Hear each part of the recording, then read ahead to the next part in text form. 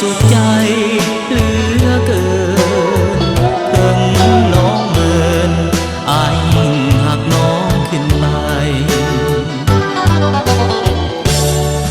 ก่อนนี้อายเคยหักกับน้องมาครั้งหนึ่งความหักอายคงบ่ซึ้งน้องจึงหันเปลี่ยนไปปล่อยให้อายต้องซ้ำประกำในดวงใจในดวงใจในดวงใจแต่อ้ายนี้ลืมน้องบ่ลงคงทุกตรงอย่างนี้เรื่อยไปรู้ตัวดีว่าน้องหมดความสนใจต้องทนอายเพราะอายลืมน้องบ่ลง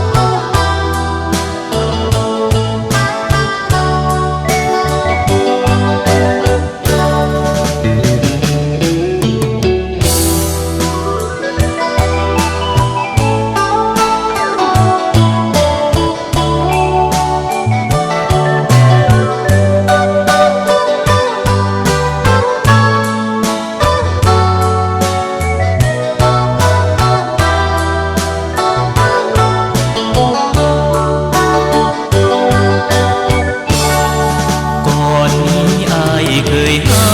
กกับน้องมาครั้งหนึ่งความหักอายคงบ่ซึ้งน้องจึงหันเปลี่ยนไปปล่อยให้อายต้องซ้ำประกำในดวงใจ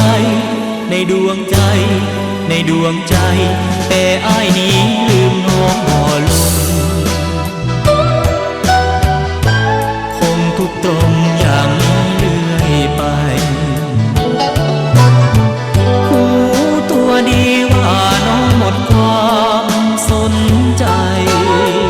ต้องทนอายเพราะอายลืมน้องบ่ลงลาลาลาลาลาลาลาลาลาลา